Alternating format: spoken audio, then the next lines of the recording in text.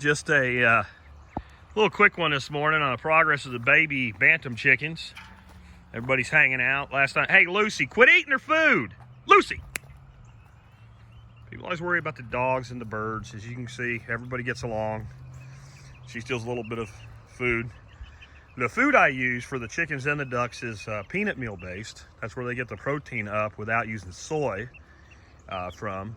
And I think there's a little bit of fish meal in it as well. But since it's peanut meal based, basically when a dog chews on it, crunches it up in their mouth, and it mixes with dog saliva, it's peanut butter, isn't it, Lucy Lou? And everybody knows dogs like peanut butter. Now stay out of there, leave that alone. Anyway, everybody's doing good. I think everybody's here. We got what, 6, 8, 9, so everybody's here. Last time people asked what's what, I'll tell you the best I can. By my best guesses. The two white ones, this one here is a cool little rooster, and that white one there, they're both porcelains, I'm sure of that. That little game looking one right there, beautiful little bird with the speckles and all, that is what's known as a Wells Summer. They are incredibly rare as a bantam, so I'm really lucky to have her. I really wish I had a Wells Summer rooster to go with her. That would be the rooster we keep. Little dude here, he started out being pretty aggressive. He would attack my hands when I put him in the brooder and whatever, tried to spur me and all, and he's chilled. I hope he stays chilled because I think he's going to make a really cool rooster. He is really dedicated to his flock. He's clearly dominant over the other two that I think are roosters here.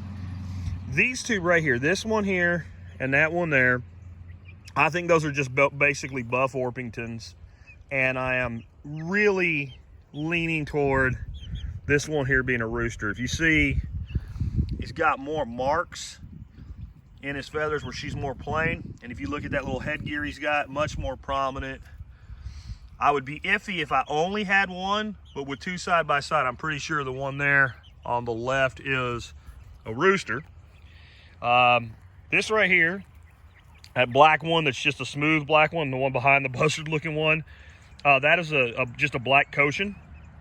And the one there that's kind of buzzard looking, and the one that's poodle looking over there, those are frizzles, and they're basically just a form of Cochin.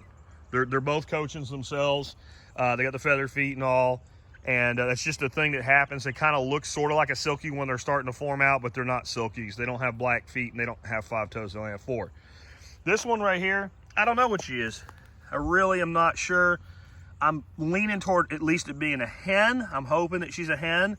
If that works out, I'm going to end up with 5 hens and 3 roosters, or I guess right now you'd call it 5 pullets and 3 cockerels. On the rooster thing, I do want to keep one. I'm leaning toward him. The buff is much more chill, so if he turns into a little Napoleon and starts attacking my kids and my grandkids and whatever, he's got to go. I really hope he doesn't. The one that is the frizzle with the feathers missing, kind of like a naked neck, but it's more like a naked butt. He's done. When he's big enough to make it worth, when he's about the size of the old red hen, he's going on the grill.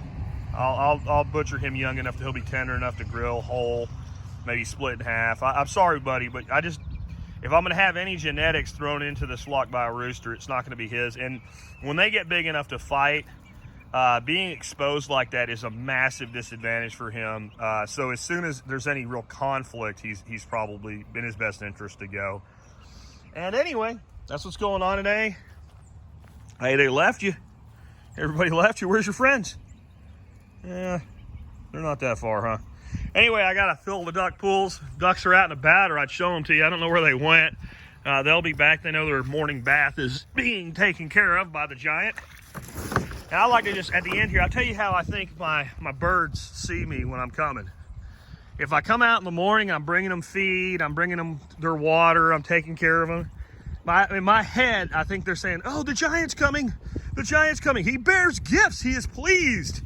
He is pleased. Rejoice. If I come out in the middle of the afternoon, I think they all look, and if I have nothing with me, they're like, the giant is angry, run. That's the little games we play in our head on the homestead. These guys, if people keep asking if this is lamb's quarters, this is amaranth. This is the wild amaranth. It's been here since I moved in. They really like the seed heads of it. They like the leaves too, but they can't reach this high up yet. They ain't figured out how to get it down, so I'll toss it to them.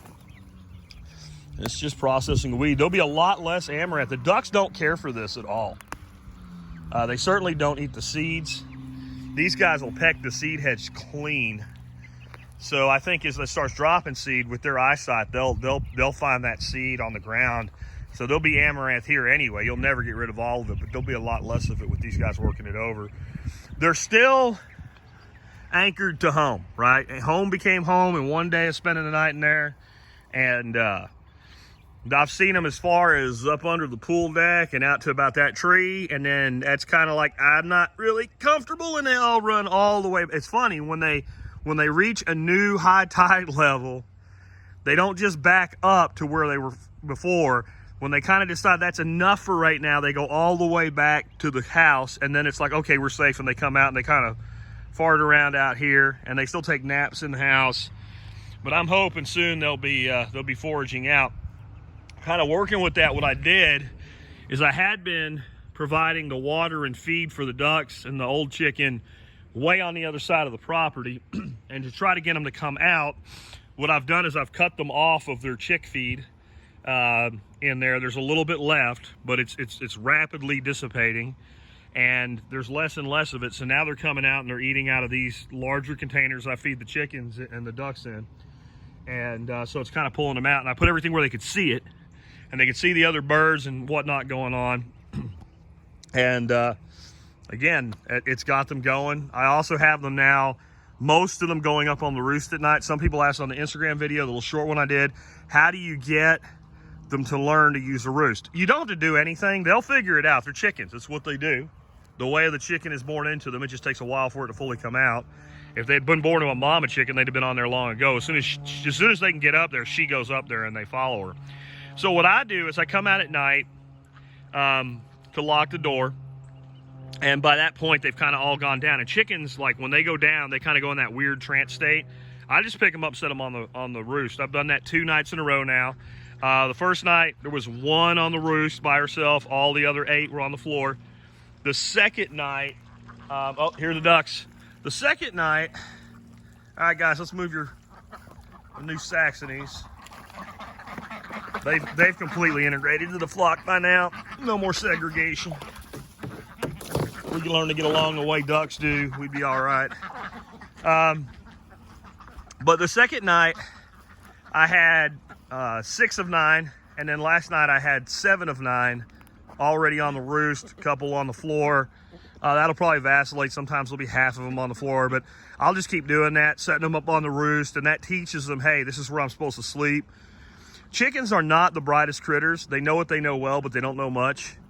When they wake up in the morning and they're on the roost, it's kind of like, oh, this is where I'm supposed to be.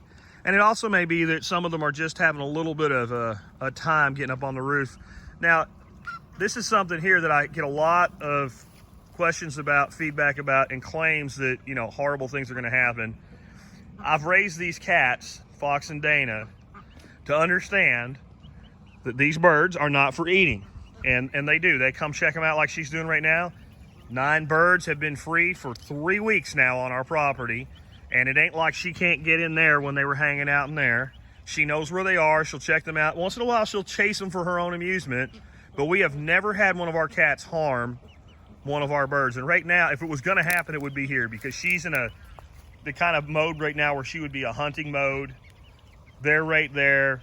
I mean, that's as attractive as it gets. And in fact, when I hand the camera off, I'll probably chase her away just to reinforce that training. But we've never had her be a problem with these birds.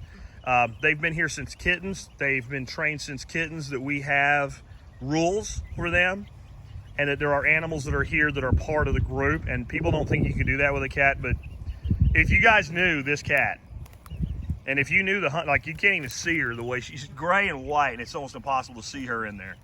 And if you knew what this cat was about, and if you knew what this cat was capable of, if you'd ever watched, like me, this cat leap 7 vertical feet and pull a songbird off of a feeder, put it in her mouth and do a half gainer twist on the way back down and take off like a rocket, you'd know if she was going to eat one of those birds, she would have done it right in front of me and been gone by now. Anyway, we'll catch up with you later. Training cats can be done, and it sure is hell a nice thing to have ducks on your farm.